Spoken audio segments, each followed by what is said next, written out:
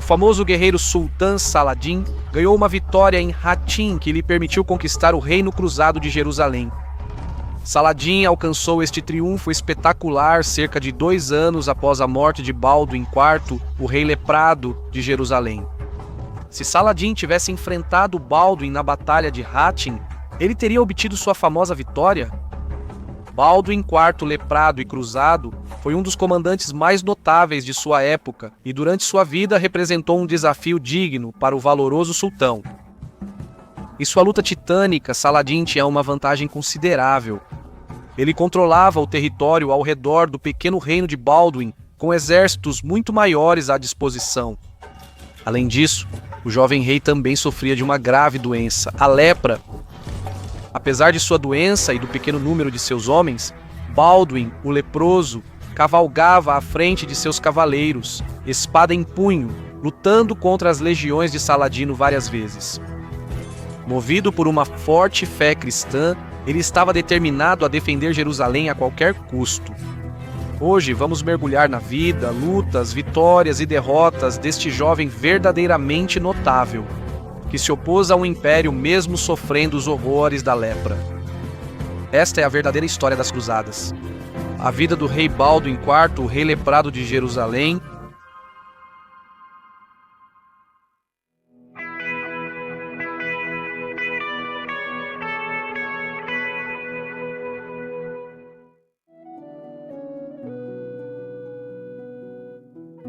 no verão de 1161, um menino nasceu para Amalric, conde de Jaffa, e sua esposa Agnes, de Courtenay. Amalric era um importante senhor no reino de Jerusalém, um pequeno reino estabelecido cerca de 6 décadas antes por cavaleiros francos, ou seja, cavaleiros da Europa cristã ocidental, como resultado das notáveis vitórias da Primeira Cruzada. O propósito deste reino era salvaguardar aqueles lugares santificados pela vida de Cristo, em particular Jerusalém, a cidade onde ele havia sido crucificado e ressuscitado. Mas o reino dos cruzados estava cercado por território inimigo, pois existia ao lado de muitos poderosos estados muçulmanos. Jerusalém também era sagrada para os muçulmanos, local da jornada noturna do profeta Maomé. Assim, o bebê de Amalric nasceu em um reino em guerra, o campo de batalha entre cristãos e muçulmanos, na grande luta conhecida como as Cruzadas. O filho de Amalric foi batizado como Baldwin, em homenagem ao seu irmão mais velho, Baldwin III, rei de Jerusalém. No batismo do bebê, o próprio rei se apresentou como padrinho. O rei brincou que, como presente de batismo, gostaria de dar ao seu pequeno sobrinho o reino de Jerusalém. Na época, isso deve ter parecido improvável, pois Baldwin III era jovem e recém-casado com uma bela princesa bizantina. No entanto, 2 anos depois, o rei Baldwin III morreria inesperadamente sem deixar filhos, e seu irmão Amalric se tornaria o novo rei. Como único irmão de Baldwin III, Amalric era o herdeiro incontestável do trono de Jerusalém. Mesmo assim, os senhores e o clero do alto tribunal só confirmariam Amalric se ele abandonasse sua esposa Agnes. Isso não era porque Agnes não estava apta a ser rainha. Ela era filha de Jocelyn II de Edessa e pertencia a uma das famílias mais prestigiosas do reino. Sua família havia perdido suas terras ancestrais em 1144, quando o condado de Edessa foi conquistado pelo poderoso governante turco Zeng de Mossul. Será que a alta corte estava preocupada que Agnes, caso se tornasse rainha, pudesse usar sua influência para expandir o poder de sua família à custa das tradicionais casas nobres de Jerusalém? Os estudiosos não têm certeza, mas não há dúvida. Para se tornar rei, Amalric teve que concordar em anular seu casamento com sua esposa. No entanto, a alta corte concordou em reconhecer os filhos nascidos anteriormente de Amalric e Agnes como legítimos.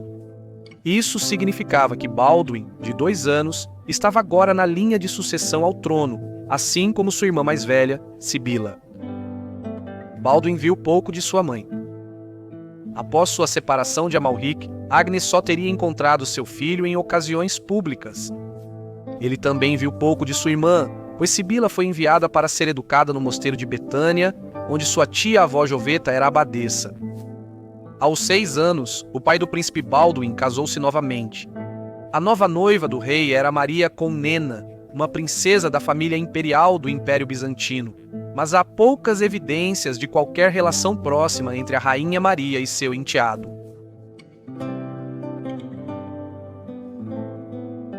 O rei Amalric queria garantir que seu filho tivesse a melhor educação possível e, por isso, nomeou como tutor do menino William, arquidiácono de Tiro, um dos homens mais eruditos do reino. Foi William quem primeiro identificou a doença no jovem Balduin. Em sua crônica, William relata com tristeza como começou a suspeitar que Balduin tinha lepra.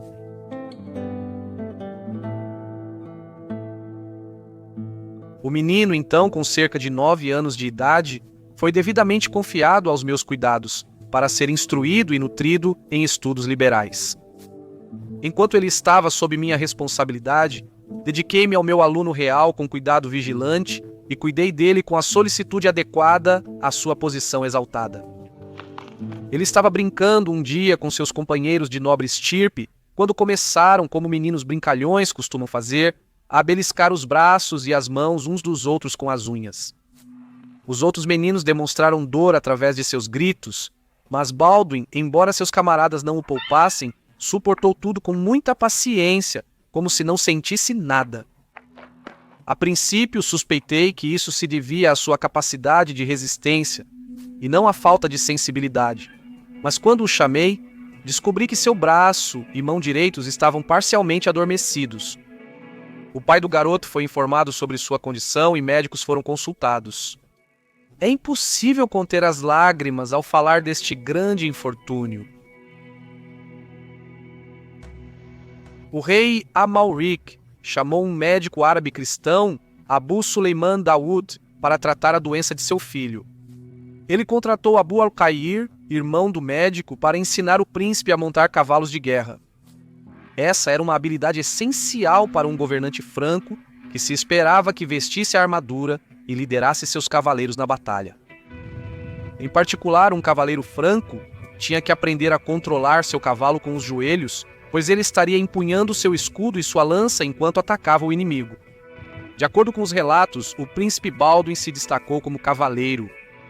Neste ponto, ele não mostrava nenhum sintoma grave de sua doença, e de fato ele cavalgaria ao lado de seus cavaleiros por muitos anos a seguir. No século XII, a lepra era considerada contagiosa e curável apenas por Deus, mas os francos acreditavam em uma certa santidade nos gravemente doentes. As pessoas tinham medo de contrair a doença, mas também procuravam cuidar dos leprosos com obras de caridade. Em 1140, a Ordem de São Lázaro foi estabelecida no Reino de Jerusalém para ministrar aos leprosos. Esta ordem continha cavaleiros que haviam contraído lepra e que continuariam a lutar até ficarem muito doentes. Amalric provavelmente temeu que a doença impedisse seu filho de cumprir seu futuro papel como rei. Ele estava profundamente ciente das precariedades da linha real. Seu pai Fulk morreu em um acidente de caça e seu irmão Balduin III sucumbiu à doença com apenas 33 anos de idade.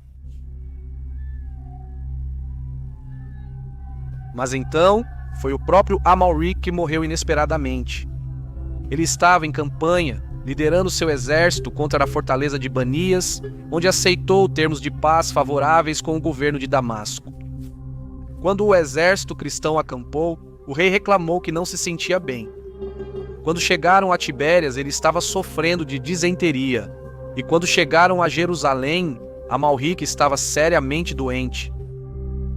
Lá, o rei morreu em 11 de julho de 1174. Ele tinha 38 anos. Com a morte do rei, o alto tribunal foi convocado, reunindo todos os senhores e clérigos importantes do reino. O príncipe Balduin foi endossado por unanimidade como o novo rei de Jerusalém.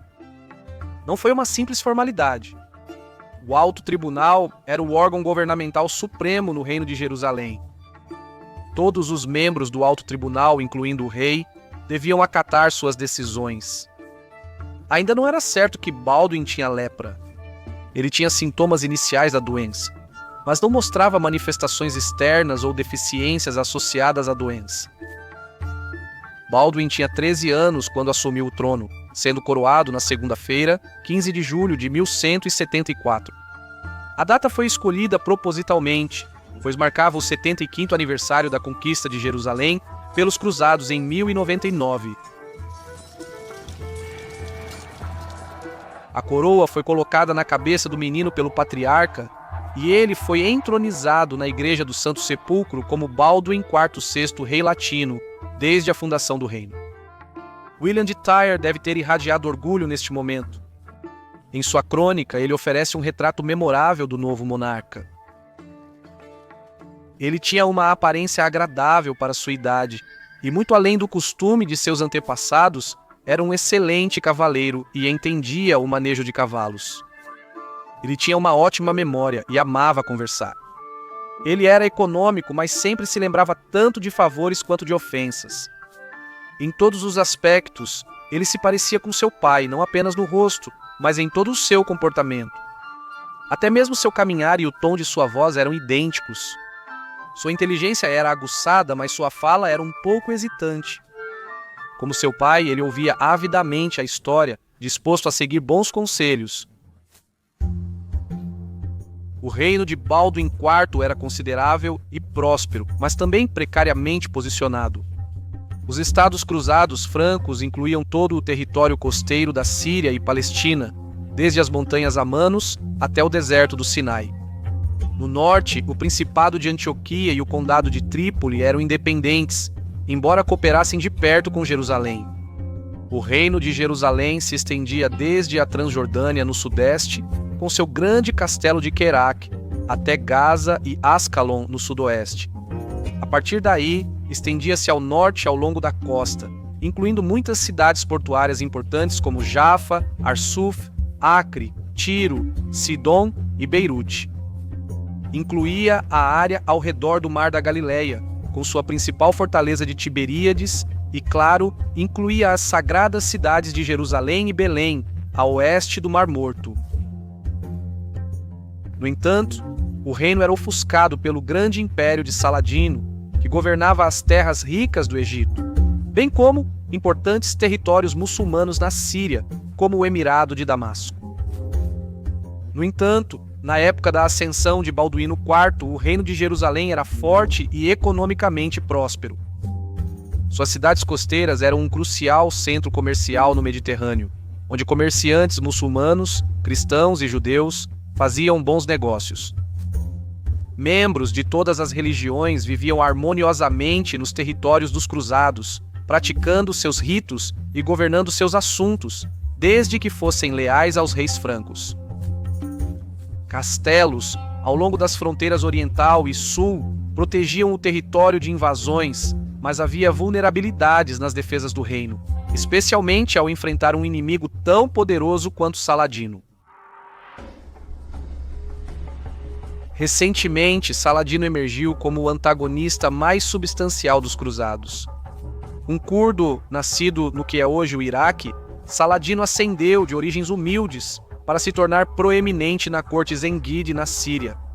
Eventualmente, ele se rebelou contra seus mestres Zengide e estabeleceu sua independência como o sultão do Egito. Aqui, Saladino estava bem posicionado para expandir seu poder, pois o Egito era rico e podia sustentar enormes exércitos.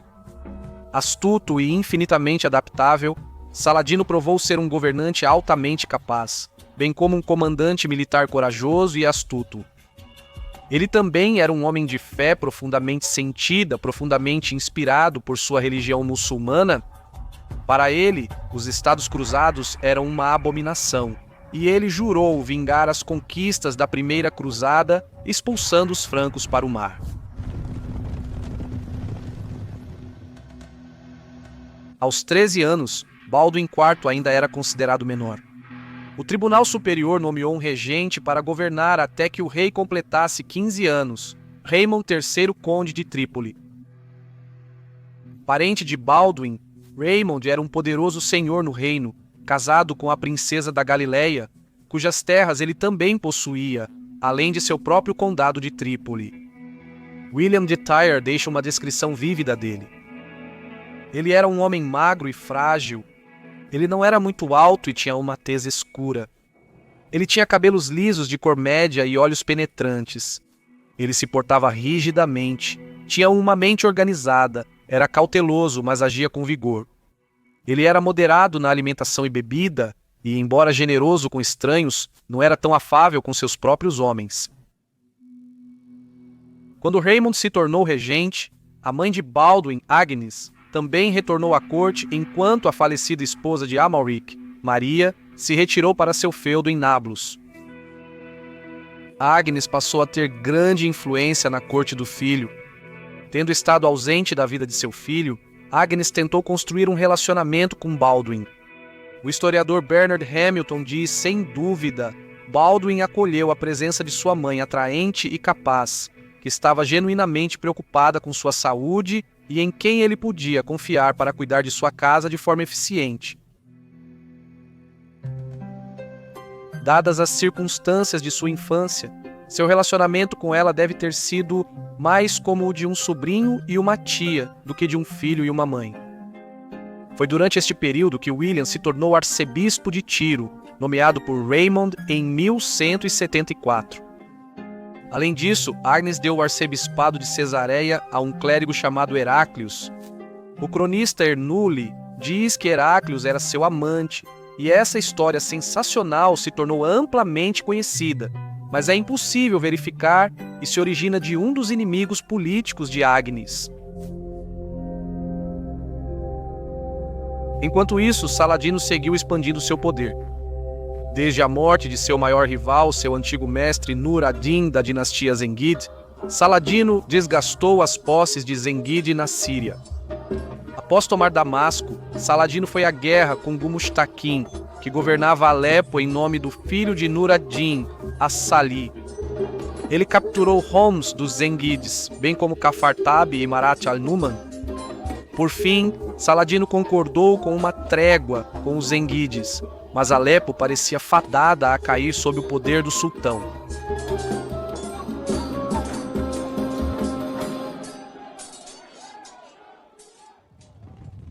Durante esse tempo, Raymond de Trípoli não agiu militarmente para verificar o progresso de Saladino. Em vez de se aliar aos Zengids, Raymond fez uma trégua com Saladino em 1175, que William de Tyre descreve como não vantajosa para nós. O julgamento de Abraão parece sólido, pois Saladino havia escrito ao califa Abasside em Bagdá, alegando que suas guerras contra os Zengides eram apenas um meio de unir todo o Islã para que ele pudesse atacar os francos e restaurar Jerusalém ao domínio muçulmano. Em 1176, Baldwin completou 15 anos e a regência de Raymond chegou ao fim. Nessa altura, o rei já exibia sinais de lepra, principalmente no rosto, mãos e pés. William de Tyre diz que seus súditos ficavam angustiados sempre que olhavam para ele. Um dos cronistas de Saladino, Imad ad-Din, fez uma nota sobre isso, escrevendo: os francos estavam preocupados em mantê-lo no cargo, mas não levaram em consideração sua lepra. A doença do rei fez com que a alta corte estivesse especialmente ansiosa para arranjar um casamento para sua irmã, Sibila. Em 1176, a corte organizou um casamento entre Sibila e William Longsword, Marquês de Montferrat. Como primo tanto do santo imperador romano quanto do rei da França, Longsword era uma escolha politicamente excelente para o futuro consorte de Sibila. No entanto, dentro de um ano, William Longsword adoeceu e morreu, deixando a Sibila de 17 anos grávida de seu filho.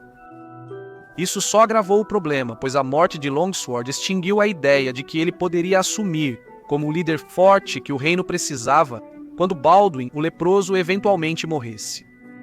A gravidez de Sibila significava que seu próximo marido teria que aceitar que seus próprios filhos dificilmente herdariam o reino, e poucos dos grandes nobres da cristandade estariam dispostos a entrar em tal acordo. Enquanto isso, Saif ad-Din de Mossul, outro dos herdeiros Zengid de Nur ad-Din, organizou uma nova coalizão contra Saladino, incluindo os emires de Sinjar e Mardin. Isso forçou Saladino a retornar com seu exército para a Síria. Como estava em paz com os cruzados, Saladino marchou sem oposição pela Transjordânia.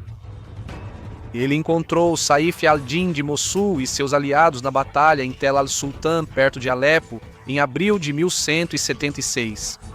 A luta foi feroz, mas Saladino emergiu como vencedor e avançou sobre Alepo. O governante de Alepo, Gulmus Tekin, fez uma aliança com o príncipe cruzado de Antioquia, Bolman III. Como parte da paz, Gulmus Tekin libertou prisioneiros francos mantidos em sua masmorra, entre eles um senhor franco que havia sido preso por cerca de 15 anos, Reinald de Chatillon, e Jocelyn III de Courtenay, tio do rei Baldwin. Antes de sua prisão, Reinald de Chatillon era uma força a ser reconhecida, um senhor da guerra feroz que o historiador Bernard Hamilton descreve como uma figura controversa. Agora finalmente livre, Reinald assumiria novamente uma posição de destaque no Reino dos Cruzados e desempenharia um papel chave no reinado de Baldwin IV. Saladino estava próximo de conquistar Alepo. Ele capturou o castelo de Azaz e apertou o cerco à grande cidade Zengid. No entanto, abruptamente ele encerrou sua campanha e fez uma trégua com os Zengids, que incluía a restauração de Azaz. Fez Saladin recuar quando estava tão perto da vitória. Na verdade, foram os eventos em Jerusalém que chamaram a atenção de Saladin, pois em 15 de julho de 1176, Baldwin, o leproso, atingiu oficialmente sua maioridade e adquiriu plenos poderes como rei de Jerusalém. Um dos primeiros atos do jovem rei como governante independente foi recusar a renovação do Tratado de Paz de Raimond de Trípoli com Saladin. Uma nova era estava começando. Baldwin, o leproso, não manteria as políticas contidas de seu regente. Ele queria levar a luta até o inimigo. Baldwin estava prestes a fazer uma jogada ousada que surpreenderia até Saladino.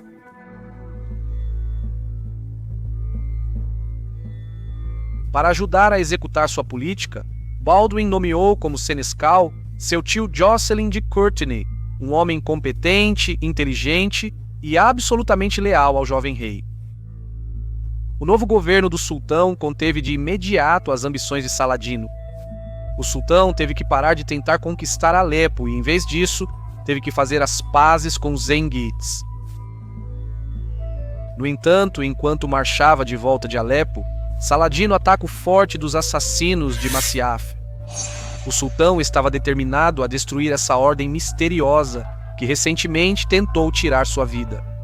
Infelizmente, os mamelucos, considerados totalmente leais aos aiúbidas, fizeram a tentativa. O sultão estava preocupado que os assassinos haviam se infiltrado em outras fileiras entre seu círculo íntimo, e ele talvez pensasse que a única maneira de eliminar a ameaça era destruí-los completamente. Em 1º de agosto de 1176, o rei Baldwin IV reuniu o exército de Jerusalém, juntou-se à força do conde Raimond de Trípoli e invadiu o território de Saladino ao redor do Vale Bacar. O sobrinho de Saladino, Turan Shah, reuniu um exército e tentou interromper a invasão franca, mas o jovem rei o derrotou completamente na Batalha de Baalbek. Saladino recebeu notícias do desastre e abandonou sua campanha contra os assassinos. Novamente, o jovem Baldwin atrapalhava seus planos. Essas duas campanhas de verão, incluindo uma vitória contra os aiúbidas, foram as primeiras experiências de guerra de Baldwin IV. O rei contava com a experiência de seus comandantes, mas foi uma estreia impressionante para o monarca adolescente. Baldwin recusou-se a permitir que sua doença o inibisse, entrando em campo com seus homens e liderando do Selim, uma espada em sua mão e um capacete de ferro na cabeça. Enquanto isso, a fome na Síria forçou Saladino a se retirar com seu exército para o Egito. Baldwin aproveitou a oportunidade para firmar uma aliança com o imperador bizantino. O acordo estabeleceu Manuel como protetor geral do cristianismo oriental, tornando-o senhor supremo dos Estados Cruzados. Saladino observou atentamente todos esses desenvolvimentos. Ele construiu uma marinha e começou a fortalecer as defesas de suas principais cidades no Egito. Na primavera de 1177, o rei Baldwin fez de Rainald de Châtillon seu quarto maior vassalo, concedendo-lhe a mão de Stephanie de Mille, herdeira dos territórios fronteiriços da Transjordânia, incluindo o grande castelo do deserto de Karrak. Daqui, Rainald poderia assediar as linhas de suprimento de Saladino entre Damasco e Egito. A correspondência de Saladino desta época está cheia de queixas sobre as dificuldades em transportar homens e suprimentos entre a Síria e o Egito. Rainald era claramente um homem de confiança de Baldwin. Assim como Baldwin, Rainald entendeu que a chave para reduzir o poder ayyubide era perturbar a capacidade de Saladino de garantir simultaneamente o Egito e a Síria. Se Saladino fosse permitido continuar a expandir seu poder na Síria, especialmente capturando Alepo, Jerusalém estaria sob grave ameaça. Assim, Rainald, de seu castelo de Karrak, tornou-se um incômodo para Saladino. William de Tyre não gostava de Rainald, mas ainda o descreveu como um homem de lealdade comprovada e caráter incomumente firme.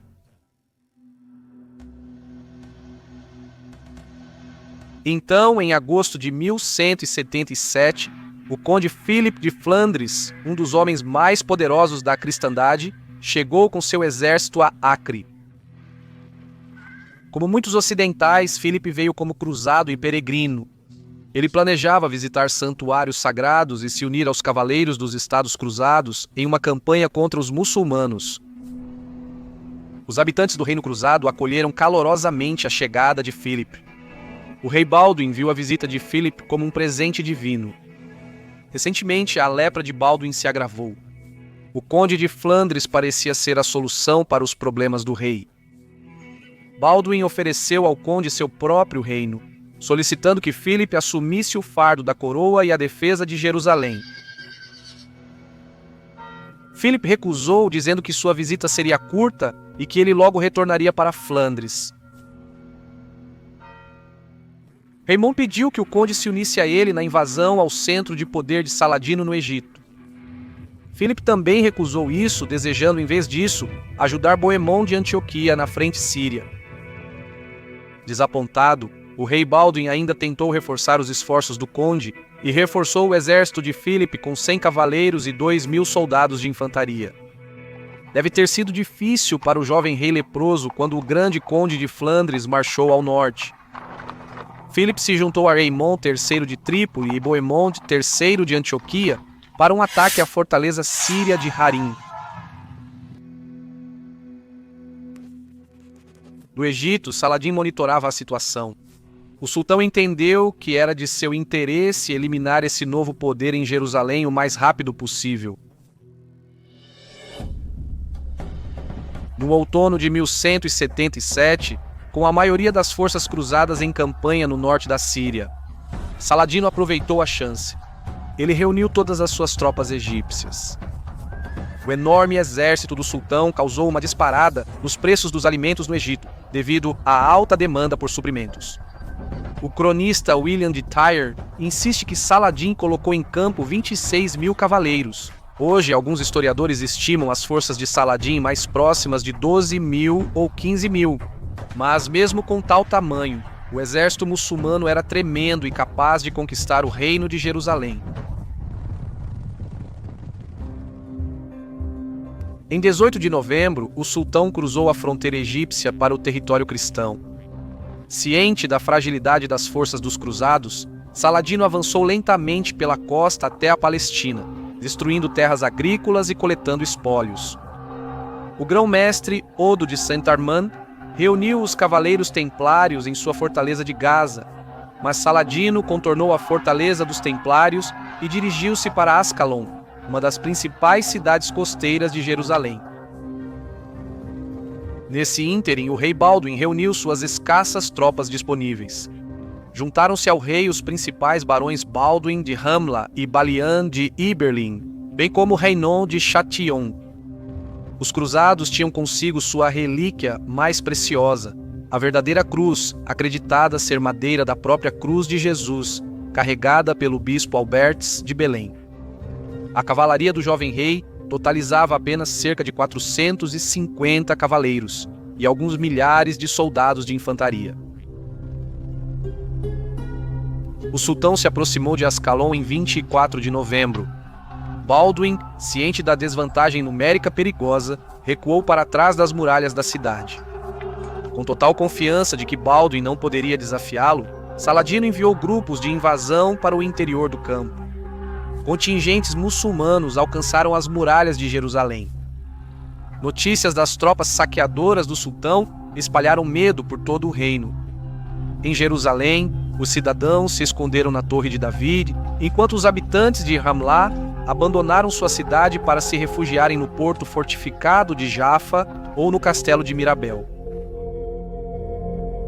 No entanto, o rei Balduin estava determinado a resistir a Saladino.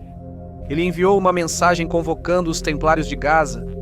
Logo, o grão-mestre Odo de Saint-Armand chegou a Ascalon com cerca de 80 cavaleiros templários. Com o apoio dos templários, o rei Balduin saiu de Ascalon com seu exército para batalhar. Eles marcharam pela costa até Iberlin e depois seguiram para o interior. Em 25 de novembro, o rei Balduin e seus cavaleiros atacaram o inimigo. Saladino surpreendeu-se ao saber que os cristãos se aproximavam. O sultão liderava seu exército por um desfiladeiro próximo ao castelo de Monguizad, alguns quilômetros a sudeste de Ramla. Imediatamente, Saladino ordenou a batida dos tambores de guerra, o sinal para suas tropas se reagruparem. As tropas muçulmanas se apressaram para se alinhar para a batalha. O cronista árabe Ibn al-Athir registra a cena. A próxima coisa que eles souberam, os francos estavam sobre eles com seus batalhões e seus campeões. Saladino só tinha uma parte de seu exército, já que muitos de seus homens se dispersaram em busca de saque. Quando ele viu os francos, ele se manteve firme com o homem que tinha. Apesar do rei Balduin ter surpreendido Saladino, este conseguiu posicionar boa parte de seu exército a tempo. Ibn Shaddad, um dos servos mais próximos de Saladino e seu biógrafo, nos conta que o próprio sultão explicou a situação para ele mais tarde. Os muçulmanos se prepararam para a batalha, e quando o inimigo se aproximou, alguns dos nossos homens decidiram que a ala direita deveria cruzar para a esquerda, e a esquerda cruzar para o centro, para que, quando a batalha começasse, eles tivessem às suas costas uma colina conhecida como Terra de Ramla. Durante essa manobra, os francos os atacaram. William de Tiro também indica que Saladino conseguiu alcançar algum nível de prontidão para a batalha. Ele escreve: as forças inimigas, que se aventuraram a alguma distância para buscar saques, começaram a chegar de diferentes direções, circunstância que aumentou muito a força de Saladino. William de Tiro descreve a seguir o início do confronto. As fileiras de combatentes de ambos os lados agora se aproximavam gradualmente um do outro, e uma batalha se seguiu que a princípio foi indecisa, mas as forças eram muito desiguais. Os cristãos, no entanto, fortalecidos pela graça derramada sobre eles do alto, logo começaram a avançar com cada vez mais ousadia. As linhas de Saladino foram quebradas e, após um terrível massacre, foram forçadas a fugir. Como tanto William quanto Ibn Shaddad apontam, foi a carga da cavalaria cristã que despedaçou as linhas de Saladino. Um peregrino presente na batalha mais tarde relatou ao decano de Londres o ataque liderado pelo grão-mestre dos Templários, Odo de Saint-Armand. Ele se lançou à batalha com seus homens, fortalecido pelo sinal da cruz. Esporeando todos juntos como um só homem, eles fizeram uma carga, sem virar nem para a esquerda, nem para a direita. Reconhecendo o batalhão de onde Saladino comandava, eles se aproximaram corajosamente, penetraram imediatamente, incessantemente derrubaram, dispersaram, golpearam e esmagaram. Os guarda-costas Mamluque de Saladino, vestindo seda amarela sobre suas armaduras, foram quase todos mortos. O próprio sultão quase foi morto pela carga dos templários, mas ele conseguiu montar um camelo de corrida e fugir para a segurança com apenas alguns companheiros. A Batalha de Mongesard foi um grande triunfo para o rei Baldwin IV. Os cruzados perseguiram o inimigo em fuga, matando-os até um pântano próximo. A perseguição durou até a noite. Os cruzados caçaram os remanescentes do exército de Saladino por milhas. William de Tyre escreve que o rei voltou para Ascalon, onde aguardou o retorno de suas forças que haviam perseguido os fugitivos por diferentes estradas. Dentro de 4 dias, todos haviam chegado, carregados de saques, carregando tendas e conduzindo à frente deles escravos, tropas de camelos e cavalos. Eles vieram de acordo com as palavras do profeta, como homens se alegram quando dividem o espólio. Em sua pressa por segurança, os sobreviventes muçulmanos abandonaram buti, prisioneiros e armas. A própria jornada de Saladino pelo deserto do Sinai foi perigosa, com beduínos assediando ele e seus companheiros quase indefesos. O voo foi difícil devido a 10 dias de tempestades violentas, fazendo com que muitos fugitivos se perdessem e fossem capturados pelos cruzados dias depois. William de Tyre lembra muitos, em seu ignorância dos locais e pensando que estavam a caminho de casa, se apresentaram em nossas aldeias, seja para viajantes ou para aqueles que os estavam caçando. Ao chegar à fronteira egípcia, Saladin enviou mensageiros em camelos para o Cairo, assegurando a qualquer possível rebelde que ele estava vivo. Estando no Cairo, ele usou pombos-correio para anunciar sua sobrevivência por todo o Egito. No entanto, a derrota foi extremamente humilhante para o sultão, e seu prestígio foi danificado aos olhos de seus súditos e inimigos. O rei Baldwin e seus homens conseguiram uma grande vitória. As baixas de Baldwin foram imensas, com apenas cerca de 10% de suas forças escapando. Como resultado, o reino de Jerusalém foi salvo. É notável que um pequeno exército de cruzados e templários, liderado por um leproso de 16 anos, tenha conseguido tudo isso.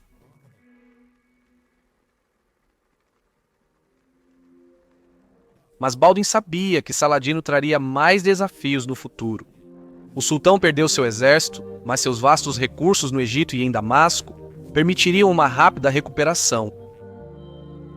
Para se preparar, o rei começou em outubro de 1178 a construir um novo castelo em Jacob's Ford, no Rio Jordão, entre o Lago Hule e o Mar da Galileia.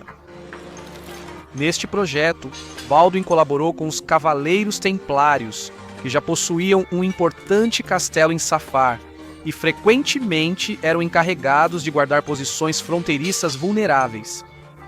Por algum tempo, Jacob's Ford havia sido deixado sem fortificação, mas com Saladino no controle de Damasco e os cruzados incapazes de recuperar Banias, Baldwin acreditava que o local precisava ser protegido. Um castelo nesta posição impediria uma invasão da Galileia e forneceria uma base para incursões em Harã. Na primavera de 1179, o muro interno estava pronto, mas o externo ainda precisava ser concluído.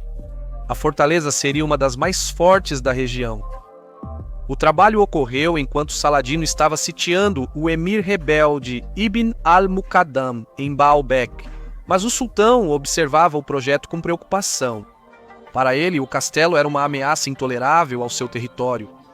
Ele ofereceu ao rei Baldwin 60 mil dinários para destruir a estrutura e depois 100 mil.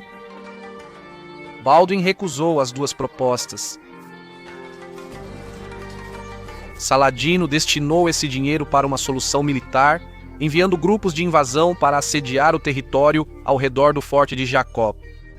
Em maio de 1179, o sultão lançou uma força para testar as defesas do castelo.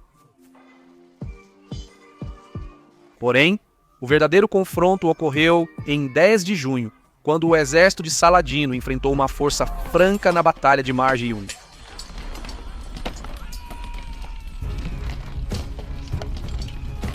A batalha ocorreu entre o rio Leontes e o Alto Jordão, a noroeste de Banias. Saladino iniciou a campanha posicionando seu exército em Bânias.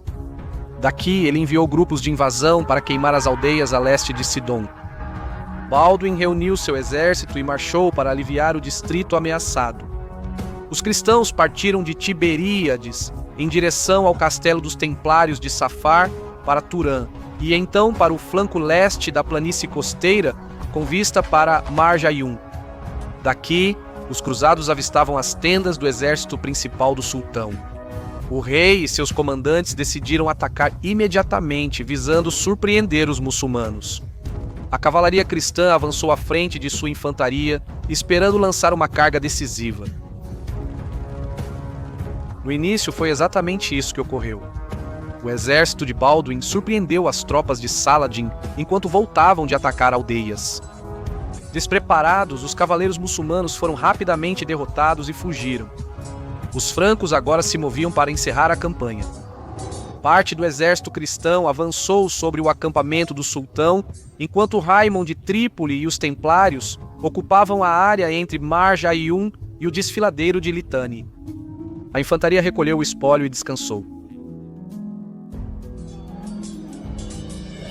No entanto, Saladin então executou um inteligente ataque surpresa. O sultão rapidamente reuniu suas forças e avançou sobre seus inimigos.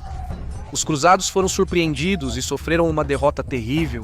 Os templários estavam na vanguarda do combate e muitos deles foram capturados ou mortos, incluindo seu grão-mestre, Odo de Santarmand. O próprio rei Baldwin mal escapou com sua vida. Sua doença o impossibilitou de montar, tendo que ser carregado em segurança por seus cavaleiros. Muitos dos cruzados se refugiaram no castelo de Beaufort. No entanto, as perdas cristãs foram consideráveis. Foi uma vitória espetacular para Saladino e um sério revés para o rei leproso. O sultão conseguiu reabastecer seus cofres, resgatando seus prisioneiros francos por sacos de ouro, mas quando Saladino ofereceu um acordo de resgate ao grão-mestre dos templários, Odo respondeu rudemente: "O único resgate de um templário é sua adaga." Saladino enviou o templário desafiante para terminar seus dias em uma prisão de Damasco. Em 24 de agosto, Saladino lançou um ataque total ao castelo em Jacob's Ford. Em 5 dias, ele o conquistou. Seus homens massacraram muitos dos que encontraram dentro, fossem combatentes ou não combatentes. Os sobreviventes foram levados aos mercados de escravos. Quando tudo acabou, uma ruína fumegante jazia no local do esplêndido castelo do rei Baldwin. Saladino havia causado grandes danos nas defesas do reino. No entanto, o exército muçulmano sofreu um surto de peste que matou muitos dos soldados de Saladino, incluindo 10 de seus principais emires. Ainda assim, a campanha foi um claro sucesso para o sultão. Ele seguiu isso, invadindo as terras agrícolas ao redor de Tiberíades, Tiro e Beirute, para espalhar terror e uma sensação de insegurança por todo o reino. Baldwin IV mostrou uma incrível determinação durante este período difícil, mas a campanha de 1179 teve um grande impacto em sua saúde. Enquanto lutava ao lado de seus homens no terreno acidentado e lamacento ao longo do Jordão, a condição do rei deteriorou-se e até o final do ano, sua lepra havia avançado muito. Baldwin, sentindo-se próximo da morte, agiu para assegurar seu reino, enquanto seu grande inimigo, Saladin, ganhava cada vez mais poder.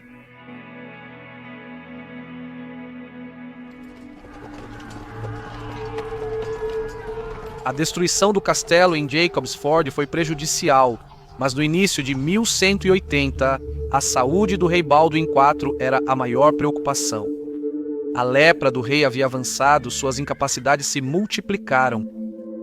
Aos 19 anos, ele sentia a morte se aproximar e desejava assegurar o futuro de seu reino. Para isso, Baldwin procurou um marido adequado para sua irmã e herdeira, a princesa Sibila. Até agora, ele não teve sucesso, mesmo após propor a muitos nobres proeminentes na França. No entanto, a própria Sibila gostava de um jovem cavaleiro Poitevin que já estava na corte, Guy de Lusignan. Guy tinha conexões. Seu irmão mais velho, Emory, o futuro condestável de Jerusalém, era um aliado próximo de Agnes, mãe do rei Baldwin. Agnes sugeriu Guy como um par para a princesa.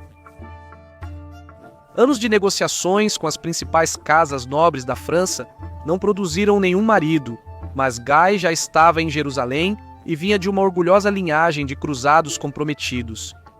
Ele era jovem, saudável e um cavaleiro galante, e além disso, Sibila já estava encantada com ele.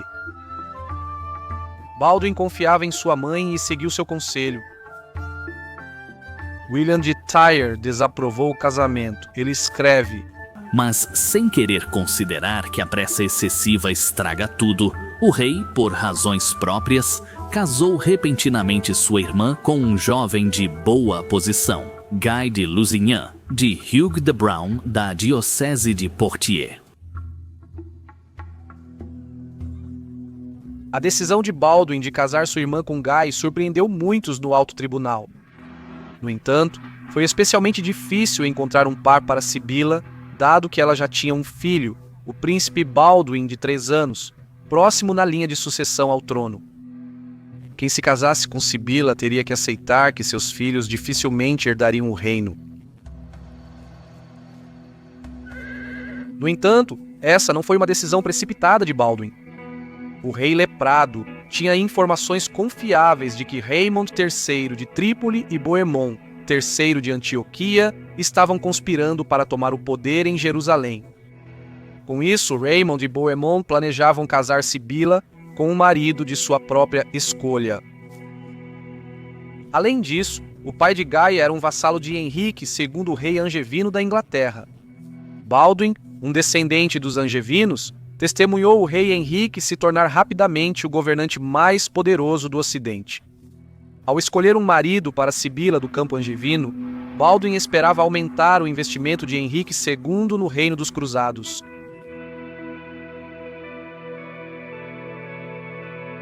A ideia popular hoje de que Sibila era uma garota tola apaixonada, Guy um novato desajeitado e Baldwin um rei doente enganado por sua mãe manipuladora não resiste ao escrutínio histórico.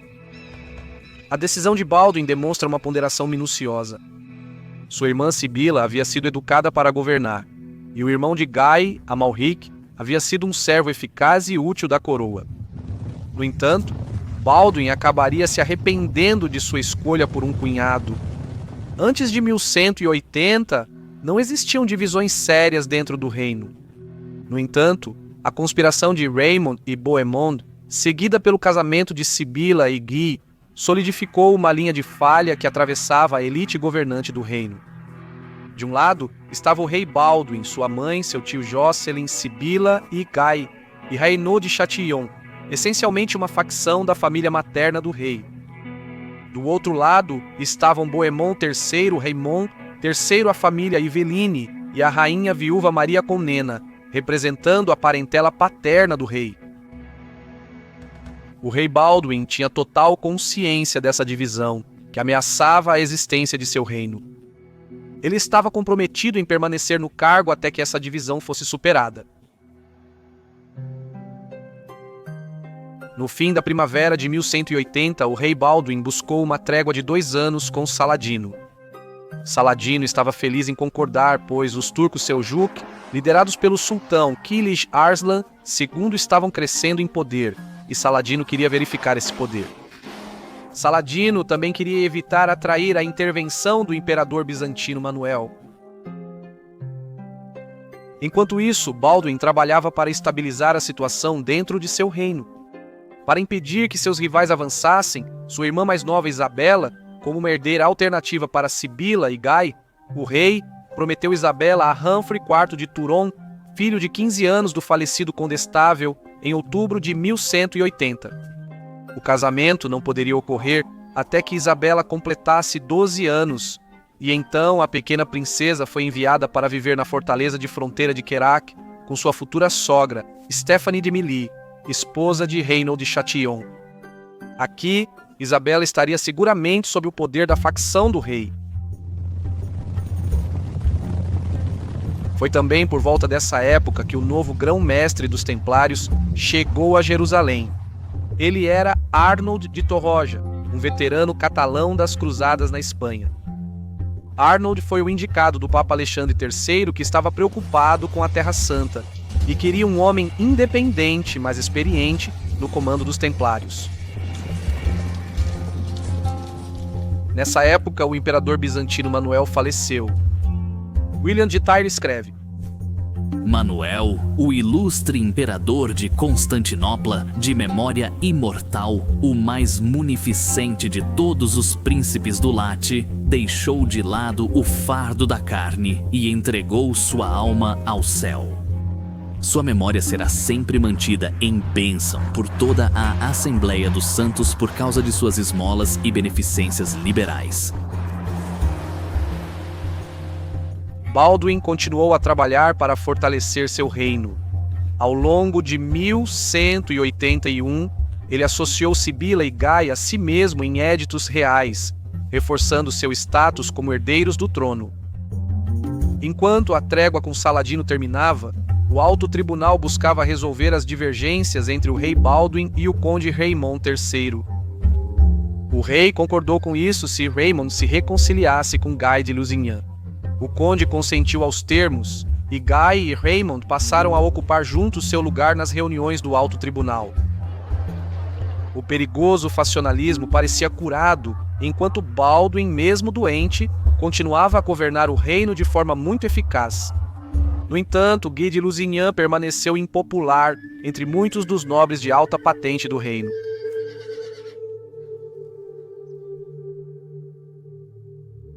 A trégua com Saladino terminaria em maio de 1182. Nos últimos 2 anos, Saladino dedicou-se principalmente a conter os turcos seljúcidas, bem como a fortalecer sua marinha, que agora continha cerca de 30 a 40 galeras de guerra.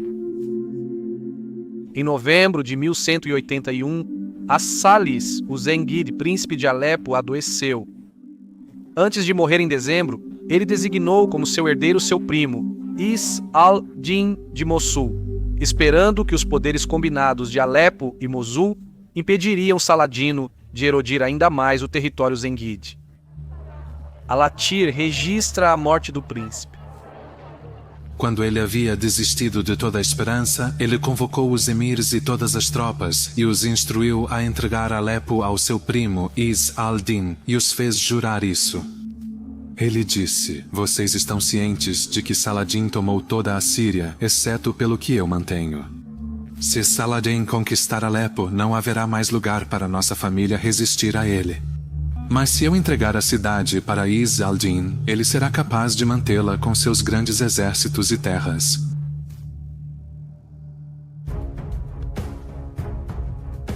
Ao ouvir que As-Salir estava à beira da morte, Saladin, que estava no Egito na época, ordenou a seu sobrinho Faruk Shah, o governador de Damasco, que marchasse com seu exército e impedisse Is al-Din de assumir o poder em Alepo. No entanto, Rainald de Châtillon também estava observando os acontecimentos em Alepo com interesse. Para frustrar os planos de Saladin, Rainald liderou uma incursão da Transjordânia para o deserto árabe, saqueando a terra e pilhando caravanas. Faruk Shah foi forçado a liderar suas tropas contra Rainald, que recuou diante do avanço do exército de Damasco. Ibn al-Athir registrou sua impressão desses eventos. O príncipe Rainald, senhor de Kirak, um dos francos mais diabólicos e mais hostis aos muçulmanos, havia se preparado para uma campanha, reuniu suas tropas e tudo o que podia reunir e decidiu marchar por terra até Tariq e de lá para Medina, a cidade do profeta. Allah o abençoe e lhe dê paz para ganhar controle dessas regiões augustas. A invasão de Rainald impediu Faruk Shah de cumprir as ordens de Saladino para ocupar Alepo, permitindo que Is ad-Din de Mosul marchasse para Alepo e assumisse sua posição como governante sem incidentes. Inegavelmente, este foi um grande revés para Saladino, que perdeu a oportunidade de ganhar seu prêmio mais desejado na Síria. As invasões de Rainald espalharam terror na estrada dos peregrinos entre Meca e Damasco, e permitiram ao senhor de Kerak interceptar as comunicações de Saladino do Egito. Ibn al-Athir errou ao pensar que Rainald pretendia conquistar essas regiões. Tal conquista estaria além dos recursos do senhor da fronteira, e Rainald levou apenas uma pequena força de cavalaria. A invasão de Rainald tinha como objetivo causar um impacto psicológico. Rainald queria mostrar que Saladino não conseguia proteger as estradas dos peregrinos, e também queria minar a afirmação do sultão de que ele era o campeão do Islã. Isso foi duplamente constrangedor para Saladino, já que ele estava em meio a uma longa guerra para destruir um dos grandes poderes muçulmanos da Síria, os Zengídas, a família de Nur ad-Din, que havia sido um campeão incontestável na luta contra os cruzados. As atividades de Rainald revelam seu entendimento da situação política na Síria muçulmana. Ele buscava enfraquecer o poder de Saladino, difamando-o entre seus aliados muçulmanos. No entanto, a invasão de Rainald ocorreu enquanto a trégua entre Saladino e o reino de Jerusalém ainda estava em vigor. Claro, o próprio Saladino estava no processo de interferir na transferência legal de poder de um príncipe Zengide para outro, e a preservação do governo Zengide em Alepo era vital para os interesses dos Estados Cruzados. Rainald alegou que Saladino quebrava a trégua. Ele acusou o sultão de mover tropas e armas do Egito para cima. Saladino reclamou ao rei Balduin da invasão de Rainald. Balduin reconheceu a violação da trégua. Isso geralmente é visto como evidência de que Rainald estava agindo como um senhor renegado, mas recentemente historiadores como Bernard Hamilton reavaliaram a situação, insistindo que Rainald não poderia ter agido como fez sem a aprovação de Balduin. De fato, a invasão de Rainald seguia a política de Balduin de impedir Saladin de controlar Alepo. Bernard Hamilton escreve: na verdade, o próprio Saladin não desejava renovar a trégua. Na primavera de 1182, enquanto ainda estava em vigor, um navio cristão da Apulia naufragou perto de Damietta e ele apreendeu a carga e prendeu os 1.676 passageiros. Ambos os lados reconheceram que a trégua seria apenas temporária. Saladino já havia expressado sua intenção de, no futuro, destruir o reino dos cruzados. De fato, ele argumentou para o califa Abbaside que a justificativa para suas campanhas contra os Zengídas era unir o Islã sob sua bandeira para a guerra final para eliminar os cruzados. Saladino decidiu retornar a Damasco para garantir suas comunicações com o Egito e lançar uma campanha contra Jerusalém. Em 11 de maio, o sultão partiu do Cairo com seu exército. Em resposta, Balduin reuniu seu exército em Jerusalém. Rainald defendeu que o exército cristão marchasse para Kerak a fim de bloquear o avanço de Saladino. O rei Balduin concordou. Enquanto o rei leproso liderava suas tropas para a Transjordânia, Saladino invadiu a região próxima à fortaleza de Montreal. Em seguida, o sultão marchou para Kerak. Aqui, o exército cristão protegia os milharais e evitava entrar em combate. Saladino decidiu que também preferia não arriscar a batalha e se retirou para o seu castelo de Al-Azhar, no deserto sírio.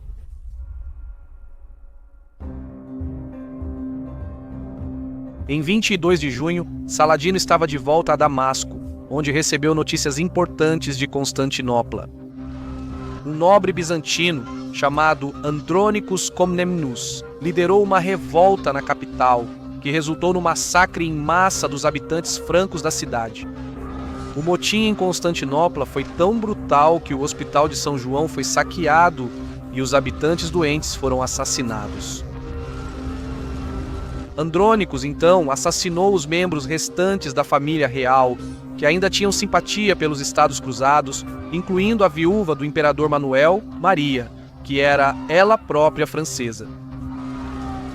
Andrônicos agora adotou uma política que era estritamente hostil ao reino de Jerusalém. William de Tyre escreve: Este Andrônicos, primo do falecido imperador, era um homem falso e perverso, sempre desleal ao império e sempre ativo em semear as sementes da rebelião. Saladino agora podia invadir completamente o reino dos cruzados sem temer uma intervenção bizantina. Em 13 de julho de 1182, o sultão enviou uma força para cercar o castelo franco de Bet San, no sul da Galileia.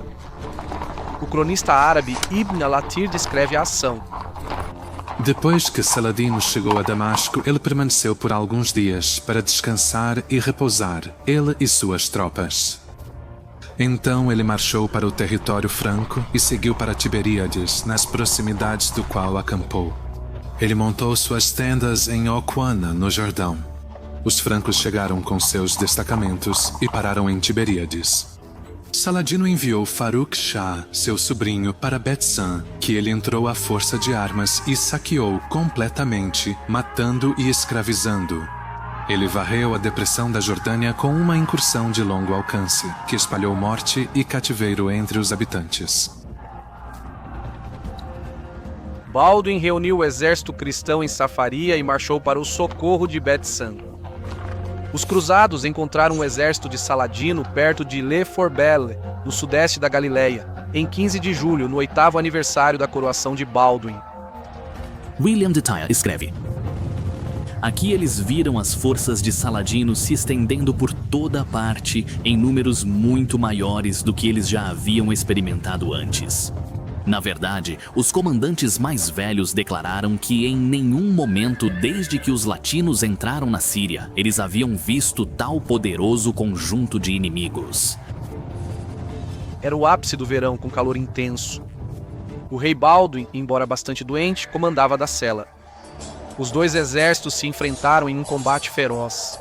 Os cruzados estavam em menor número, com apenas cerca de 700 cavaleiros pesados. William de Tyre diz que naquela batalha, apenas alguns dos nossos cavaleiros caíram, prestes a serem recebidos na companhia dos santos acima, mas da infantaria, muitos pereceram. A perda do inimigo foi muito maior. Alguns de seus principais líderes também caíram, uma catástrofe que fez o inimigo abandonar o campo de batalha em consternação. Saladino foi derrotado e recuou pelo Jordão. Para Balduin, a batalha de Le Forbelle não foi uma vitória tão espetacular quanto Monguizari, mas mais uma vez, a tentativa de Saladino de destruir o reino foi frustrada. E mais uma vez, a resiliência de Balduin foi crucial. A liderança de Balduin foi uma força unificadora crucial, pois as tensões ainda fervilhavam entre Raymond III e Guy de Lusignan. Saladino ainda não tinha terminado. Após sua derrota em Forbelle, ele organizou um ataque conjunto a Beirute, a mais fraca das cidades portuárias dos cruzados. Ibn al-Asir relata o evento. De Damasco, Saladino foi para Beirute e devastou sua localidade. Ele havia ordenado que a frota egípcia navegasse para Beirute. Eles vieram e bloquearam, atacando a cidade e sua região. Saladino chegou e se juntou a eles. Saqueando o que a frota não havia alcançado, ele sitiou Beirute por vários dias, com a intenção de processá-la até conquistá-la. Enquanto isso, um destacamento do Egito, liderado pelo irmão de Saladino, Al-Adil, atacou as terras do sul do reino cristão, invadindo o território ao redor de Gaza e Ascalão.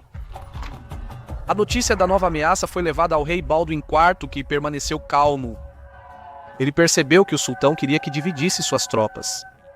Balduin decidiu proteger Beirute, enquanto não intervinha no sul, já que os grupos de invasão egípcios de Balduin não podiam realizar muito naquela região. Balduin estabeleceu Tiro como base para seu exército operar. Os portos de Acre e Tiro estavam cheios de refugiados italianos do massacre dos latinos em Constantinopla, no início do ano, e Balduin recrutou muitos navios italianos para se juntarem à luta. Enquanto isso, a guarnição em Beirute lutava bravamente. Quando Balduin informou que estava a caminho com seu exército, Saladino suspendeu o cerco e recuou. Saladino não conseguiu tomar Beirute, mas seu ataque causou sérios danos aos recursos econômicos do Reino dos Cruzados. No fim do verão, o sultão foi para o norte da Síria fazer campanha contra os Zêngidas. No entanto, os cruzados ficaram alarmados porque Saladino não se preocupou em fazer uma trégua com eles. Isso se deveu à situação alterada em Constantinopla. Sem a ajuda bizantina, os francos não poderiam esperar lançar uma grande invasão ao Egito. Saladino sabia disso. Em setembro, Saladino cruzou o Eufrates para o território Zêngida. Ele conquistou Harran, Edessa, Raqqa e Nisbin. Ele estava acampado fora de Mossul até 10 de novembro. Naquele verão, os Zêngides aliaram-se ao rei Balduin IV e, em nome de seus aliados muçulmanos, o rei leproso marchou para invadir as terras de Saladino próximas a Damasco. Ele foi acompanhado pelo conde Raymond III, sinalizando a crescente harmonia entre os cruzados. As guarnições de Saladino não resistiram, e os francos puderam queimar fazendas e aldeias livremente. Como no ano anterior, a política franca era impedir que Saladino estendesse seu poder no norte da Síria. Em dezembro, Saladino ainda estava sitiando Mossul, e o rei e o conde Raymond lideravam incursões conjuntas nas terras de Saladino. Raymond atacou o território ao redor de Bosra e Balduin saqueou perto de Damasco. Nenhuma das incursões resultou em uma expedição importante, mas manteve a pressão sobre Saladino enquanto ele estava ausente, investido tão pesadamente contra Mossul. Além disso, as incursões forneceram inteligência. Os cruzados foram capazes de confirmar que nenhuma nova força aiubide havia sido levada a Damasco desde setembro. Tudo isso faz sentido à luz das ações que Raynaud de Chatillon estava prestes a tomar, que seriam consideradas uma das jogadas mais audaciosas feitas durante a longa guerra entre Saladino e o rei leproso. Desde o início de seu reinado, Balduin IV trabalhou para impedir seu vizinho e inimigo, o sultão Saladino, de conquistar Jerusalém e de estender seu poder no norte da Síria. No começo de 1183, Balduin obteve êxito. Apesar dos imensos recursos de Saladino, o sultão não conseguiu conquistar o reino dos cruzados e falhou em assumir o controle das cidades mais importantes de seus principais rivais muçulmanos, os Zêngidas. Agora Saladino estava mais uma vez tentando quebrar o poder dos Zêngidas em Alepo e Mossul. Balduin forjou uma aliança com a dinastia muçulmana Zêngida, cooperando com eles para conter as ambições de Saladino. No inverno de 1182, Saladino conquistou várias fortalezas entre Mossul e Alepo, separando as duas grandes cidades zêngidas. Nesse ínterim, Raynald de Chatillon, vassalo de Balduin, fez um lance audacioso para frustrar a estratégia de Saladino. No castelo desértico de Karak, os homens de Raynald construíram uma frota de 5 navios de guerra em seções. Essa foi uma empreitada, cara, que envolveu habilidosos construtores navais das cidades litorâneas. O rei Balduin sabia sobre este projeto e provavelmente ajudou a financiá-lo. As forças de Raynald transportaram os navios nas costas dos camelos pelo deserto até o Golfo de Aqaba. Aqui, os navios foram montados e lançados no Mar Vermelho, onde nenhum navio cristão havia se aventurado desde a conquista muçulmana do Egito 5 séculos antes. O Mar Vermelho era notoriamente perigoso e Raynald contratou pilotos árabes que conheciam bem as águas. Cada galera continha grupos de guerreiros. Não havia navios de guerra muçulmanos na área e as cidades costeiras não tinham muralhas. Esta era uma região que Saladino nunca imaginou que seria atacada, e foi exatamente por isso que Raynald a escolheu. 2 navios de Raynald bloquearam o castelo da Ilha do Faraó, no Golfo de Aqaba. Raynald em pessoa não participou da campanha naval, mas bloqueou o porto de Eilat com suas forças terrestres. Os 3 navios de guerra seguiram para o Mar Vermelho e destruíram mais de 12 embarcações comerciais muçulmanas. Em seguida, saquearam Idahab, repleto de peregrinos rumo a Meca. Por fim, avançaram para o interior, capturaram uma caravana e massacraram todos os seus membros. A frota atravessou o Mar Vermelho e prosseguiu com seu reinado de terror. Em Meca, as pessoas entraram em pânico, pois os piratas pareciam estar indo direto para a própria Meca. O regime de Saladino lidou bem com a situação. O irmão do sultão, Aladil, enviou navios de guerra egípcios para o Mar Vermelho. Reynaud recuou com as forças terrestres de volta para a Transjordânia, enquanto alguns tripulantes dos navios cristãos escaparam. Os Ayyubides destruíram os navios de Reynaud e capturaram muitos de seus soldados. Saladino ordenou que os prisioneiros fossem exibidos pelas cidades do Egito e depois decapitados. Segundo o historiador Andrew Ehrenkreutz, a rápida derrota de Saladino à campanha de Reynaud foi um dos eventos que mais contribuiu para aumentar a reputação de Saladino como defensor do Islã contra os infiéis. Porém, nem todos no mundo muçulmano tinham essa visão. Para alguns, a própria longa guerra de Saladino com os Zengidas era a culpada por permitir que essa chocante invasão ocorresse. Nesse período, Saladino ficou no território Zengid, em campanha contra Izz ad-Din, governante de Mosul. Saladino buscava a aprovação do califa Abbasid em sua guerra contra os Zengids. Mas o califa Al-Nasir enviou um mensageiro a Mosul, pedindo a Saladino que parasse seus ataques à cidade. Saladino interrompeu sua invasão em fevereiro de 1183. Por ora, Alepo e Mosul permaneceram fora de seu alcance. O historiador Bernard Hamilton afirma que Reynaud mostrou que os Ayyubides não podiam proteger o Hajj por causa das ambições políticas de Saladino no norte da Síria e do Iraque. Em alguns círculos muçulmanos, isso prejudicou a imagem pública do sultão.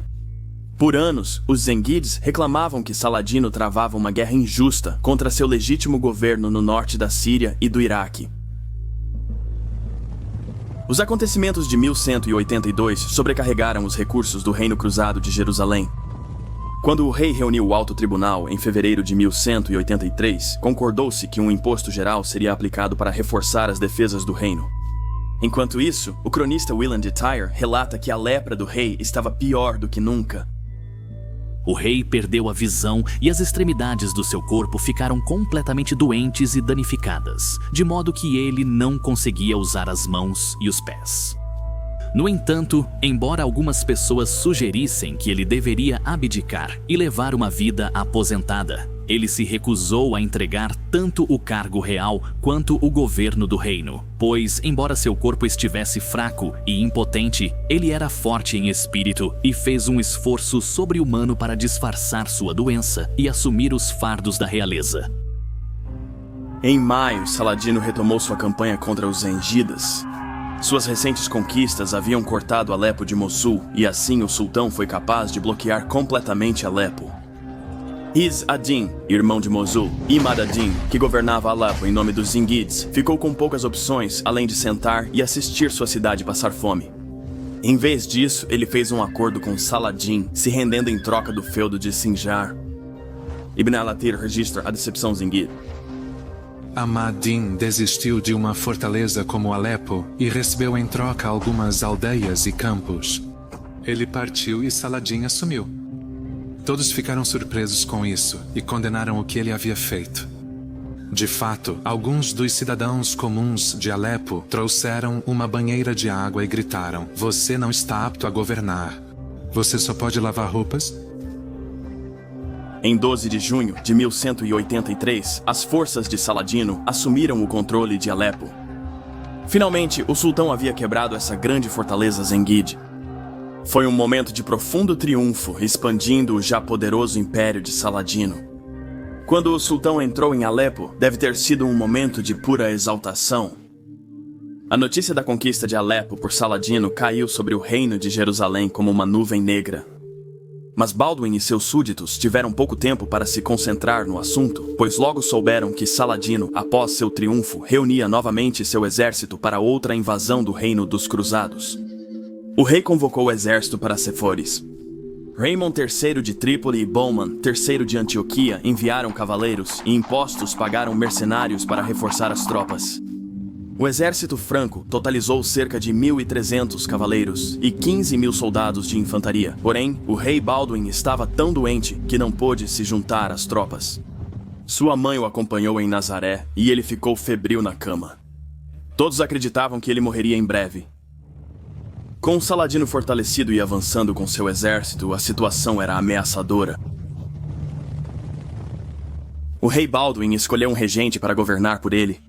William de Tyre registra: O rei nomeou Guy de Lusignan regente do reino, ordenando a todos os seus vassalos e a todos os príncipes em geral que se tornassem seus vassalos e lhe prestassem homenagem. E isso foi feito. Mas primeiro, por ordem do rei, Guy foi feito para jurar que durante a vida de Baldwin ele nunca procuraria se tornar rei e que ele não daria a ninguém nem alienaria do tesouro real qualquer um dos castelos cidadãos que o rei possuía atualmente. William de Tyre afirma que essas condições foram impostas porque havia rumores de que Guy havia prometido partes do domínio real aos seus apoiadores. William tinha uma baixa opinião de Guy, escrevendo: Ele não tinha força e sabedoria suficientes para o grande fardo que havia assumido. Guy de Lusignan agora era o comandante-chefe do exército. Era crucial que ele enfrentasse o desafio da invasão de Saladino. O sucesso no campo silenciaria seus críticos e reforçaria sua posição como sucessor de Baldwin. Mas Guy não tinha experiência. Até o momento, ele nem mesmo liderara uma grande invasão. Em setembro, o exército de Saladino se reuniu ao sul de Damasco em preparação para invadir o reino cristão. Saladino cruzou o Rio Jordão em 29 de setembro e marchou para Bet-San, cujos habitantes fugiram para Tiberíades. Enquanto isso, o exército franco se aproximava de Lefebvre. O exército de Saladino era muito maior que a força cruzada. O sultão enviou uma cavalaria avançada de cerca de 500 para assediar os cruzados em marcha. Os francos mantiveram uma ordem impecável, com a cavalaria marchando no centro, protegida por infantaria blindada com grandes escudos. A força avançada do sultão falhou em provocar uma carga precoce dos cristãos. Conforme os cruzados se aproximavam do exército de Saladino, um pequeno confronto irrompeu entre os cavaleiros Ayyubid e os cavaleiros de Amri de Lusignan. Amri recebeu apoio dos irmãos Ibalan, Baldwin e Balian, e juntos eles repeliram a cavalaria de Saladino. Por 9 dias, tais confrontos irromperam entre os dois lados. Os combates às vezes eram ferozes, com baixas em ambos os lados. O sultão enviou cavaleiros para saquear nos arredores de Forbelen. Saladino provocou os cristãos para a batalha, mas eles mantiveram uma posição defensável. Em 7 de outubro, o sultão marchou para o Monte Tabor, tentando novamente tentar os cruzados a segui-lo, mas eles se recusaram. Com poucos suprimentos, Saladino recuou. Ele atravessou o Jordão e retornou a Damasco em 14 de outubro. Os francos voltaram a Séporis, onde ficaram reunidos por alguns dias, temendo um novo ataque do sultão. Os cruzados obtiveram grande êxito estratégico militar. O enorme exército de Saladino invadiu a Galileia, mas alcançou pouco. Repelido por um coeso exército franco que não sofreu perdas significativas. Surpreendentemente, o rei Baldwin se recuperou da febre. Ele não estava feliz com o resultado do confronto de Guy com Saladin. William de Tyre afirma que o rei acreditava que Guy havia conduzido a campanha de maneira incompetente. Baldwin retomou o pleno poder para si mesmo, dissolvendo a regência de Guy. Baldwin parece ter acreditado que Guy perdeu uma chance crucial de infligir uma derrota decisiva em Saladino. Isso não foi apenas um conflito de fronteira. O exército do reino foi convocado a um grande custo e estava posicionado para enfrentar o exército do sultão. Muitos dos principais nobres sentiram que Saladino havia sido imprudente e, como em Monguessar, se deixou aberto para o desastre. Talvez se um ataque decisivo tivesse sido tentado, o exército de Saladino poderia ter sido aniquilado. Nem todos concordaram. Alguns membros do alto tribunal achavam que atacar Saladino, devido à sua boa posição, levaria ao desastre. Mas o rei pensava diferente. Baldwin perdeu toda a confiança em Guy por não atacar Saladino.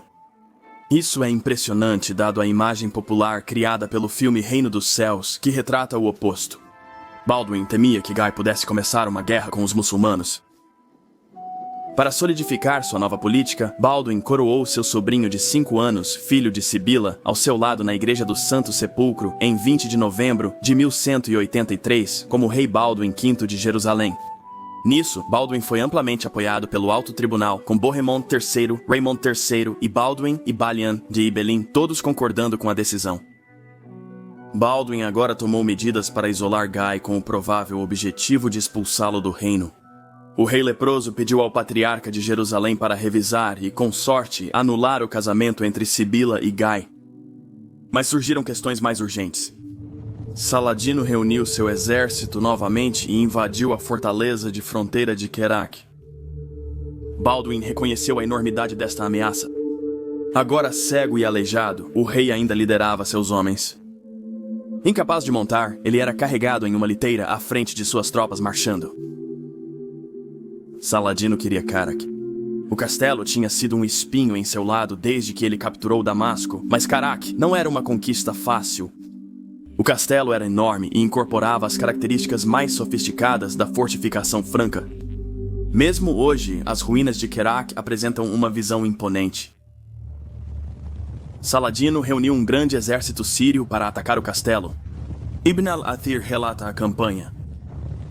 Saladino chegou a Kerak durante Rajab, onde foi acompanhado por seu irmão Al-Adil com o exército egípcio. Seu exército combinado era numeroso e ele impôs um bloqueio apertado. Os muçulmanos entraram no subúrbio e assumiram o controle dele, pressionando o cerco à fortaleza a partir do subúrbio e ganhando a vantagem na batalha. 7 trabucos foram montados que continuaram a lançar pedras noite e dia. O exército cristão marchou rumo a Karak com a relíquia da verdadeira cruz de Cristo à frente. Quando chegaram ao Mar Morto, o rei Baldwin estava seriamente doente e entregou o comando a Raymond III de Trípoli. Em 4 de dezembro, Saladino soube da aproximação do exército cruzado e, após um cerco de 1 mês, decidiu recuar. Guy estava com o exército de socorro, mas quando a campanha de Kerak terminou, ele fugiu para Ascalon, pedindo a Sibila que se juntasse a ele. Guy temia que, após o retorno de Baldwin a Jerusalém, ele impediria Sibila de vê-lo novamente. Sibila se uniu fielmente ao marido em Ashkelon. O rei convocou Guy para uma reunião pessoal. Guy recusou, alegando doença, o que deve ter parecido irônico para Baldwin. O rei Baldwin viajou para Ashkelon, exigindo entrada. Guy recusou abrir o portão. Baldwin foi carregado em sua liteira até o portão e bateu pessoalmente na porta. O propósito deste gesto, que foi testemunhado por muitos dos moradores da cidade que estavam no muro, era destacar a desobediência de Guy e justificar o rei em despojar Guy de seu feudo. Baldwin viajou para Jaffa, onde a guarnição abriu o portão para ele sem questionar. O rei dispensou a guarnição de Guy e nomeou seu próprio governador. Baldwin viajou para Acre e reuniu o alto tribunal. Aqui ele propôs formalmente que Guy fosse desapossado como um vassalo rebelde. Em junho de 1184, Baldwin enviou os mestres do templo e do hospital, junto com o patriarca Heráclios de Jerusalém, em uma missão ao oeste para buscar ajuda para uma nova cruzada contra Saladino. Especificamente, a missão focaria no rei Henrique II da Inglaterra, familiar de Baldwin. Baldwin almejava despertar um senso de dever no poderoso e abastado rei inglês que governava metade da França. Henry já havia contribuído muito financeiramente para o reino de Jerusalém, mas Baldwin queria que seu primo real viesse pessoalmente para o socorro da Terra Santa. Em agosto, Saladino sitiava Karak novamente. Baldwin não conseguia se levantar da cama, mas ainda assim liderou o exército, carregado em uma liteira durante toda a marcha exaustiva. Defendido por Reynaud de Chatillon, Karak se manteve forte. O cronista Ibn al-Athir registra o cerco e os eventos subsequentes. Os francos partiram à noite para Karak, e quando Saladino soube disso, percebeu que não iria levar a melhor nesta ocasião, nem atingir qualquer objetivo. Ele seguiu para Nablus e saqueou toda a terra em seu caminho. Ao chegar em Nablus, ele ateou fogo, destruiu e saqueou a cidade. Ele matou, capturou e escravizou muitos ali. Saladino se retirou para Damasco. O rei leproso supervisionou a restauração do fosso de Karak e concedeu a Reynaud de Chatillon um subsídio para reparar a parede externa danificada. Nesse momento, Guy ainda se mantinha teimosamente em Ashkelon. Apesar de sua impopularidade, ele tinha alguns apoiadores no alto tribunal argumentando em seu favor e tentando impedir que o rei o despojasse completamente de seu feudo. Então, em 6 de outubro de 1184, Guy de Lusignan lançou um ataque de Ashkelon, atacando beduínos perto do feudo real de Darum, na borda do deserto do Sinai. Esses beduínos estavam sob a proteção do reino, e o ataque foi um ato vingativo em resposta às ações de Baldwin para despojar Guy de seu feudo. O rei estava furioso. Os beduínos eram fortes aliados do reino, que espionavam Saladin e forneciam informações cruciais aos cruzados. A estupidez da invasão de Guy apenas serviu para destacar sua inaptidão para o trono. Com o fim de 1184, a saúde de Baldwin deteriorava-se rapidamente. No início de 1185, estava claro que ele estava morrendo. O alto tribunal se reuniu em volta do leito do rei enquanto ele ditava seu testamento final. O cronista Erno descreve a cena. Os membros do alto tribunal disseram: não desejamos que, quando a criança for coroada, seu padrasto, Guy de Lusignan, seja regente, porque sabemos que ele não teria nem o conhecimento, nem a capacidade de governar o reino. Então o rei disse: decidam entre vocês quem eu devo nomear como regente para a criança. Eles decidiram que ninguém governaria tão bem quanto o conde de Trípoli. Então, o rei chamou o conde e pediu-lhe para atuar como regente do reino e do rei criança por 10 anos, até que a criança atingisse a maioridade. Na presença de Baldwin, o alto tribunal prestou homenagem ao pequeno rei Baldwin V e ao conde de Trípoli. Raymond III foi regente de Baldwin IV. Ele seria regente novamente. O alto tribunal impôs certos limites a Trípoli, como dar aos templários e aos hospitalários o controle dos castelos do reino durante a regência e nomear Jocelyn de Courtenay como guardião de Baldwin V. Mesmo após desentendimentos e conflitos, Baldwin parece ter confiado em seu primo, Raymond III. O rei certamente se arrependia de ter permitido o casamento de Guy de Lusignan com sua irmã.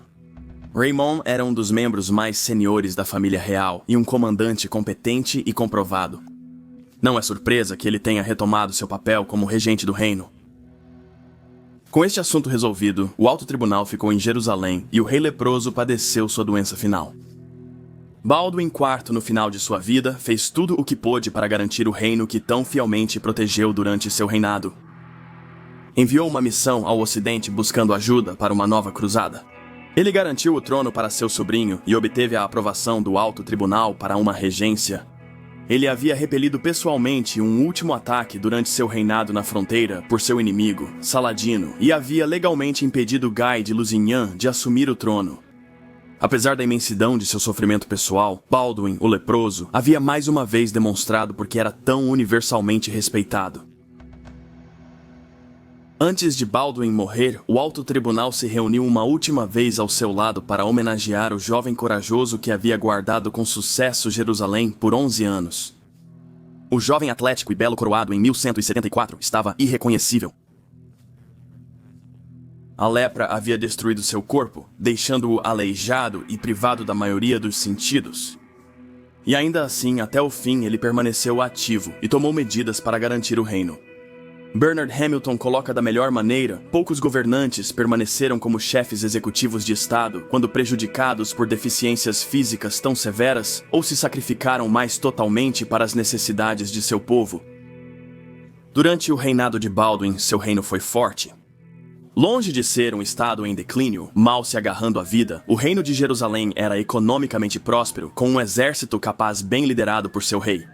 Diante do poder avassalador de Saladino, o reino se manteve firme sob um governante capaz.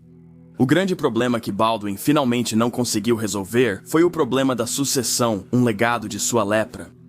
Ele faleceu jovem, sem deixar descendentes, com seu sobrinho e herdeiro ainda criança. Com a partida do rei leproso, o problema do faccionalismo ressurgiria. Baldwin IV de Jerusalém morreu em algum momento entre março e maio de 1185. Ele tinha menos de 24 anos. O rei foi enterrado perto de seu pai na Igreja do Santo Sepulcro, o local da morte e ressurreição de Cristo e o coração do reino. Baldwin governou durante o período mais difícil já vivido pelo reino de Jerusalém e ele triunfou.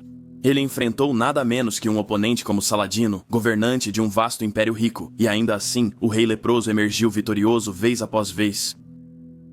Baldwin sempre enfrentava os enormes exércitos do sultão do Egito e da Síria com forças inferiores em número. Mesmo assim, guiados por este jovem angustiado, os cruzados triunfaram. Até o mais hábil dos reis teria dificuldades em lidar com Saladino, um dos governantes mais notáveis da história. Baldwin IV de Jerusalém esteve à altura desse desafio. Hoje, Baldwin, o rei leproso de Jerusalém, é lembrado por seu heroísmo, sua dedicação e sua fé. Ele continua sendo uma inspiração para muitos, um símbolo de valor diante do perigo e vitória diante do impossível. A Batalha de Montquessar é o maior símbolo do reinado do jovem rei leproso, que ao lado de um pequeno grupo de templários e cavaleiros, atacou e venceu as vastas forças de Saladino. Obrigado por assistir. Agora, confira nosso documentário completo sobre a vida de Carlos Magno, o grande imperador fundador da Europa medieval. Clique no vídeo na tela para assistir agora. Clique no link para o nosso Patreon para apoiar nosso trabalho, fazer perguntas e obter conteúdo exclusivo dos bastidores.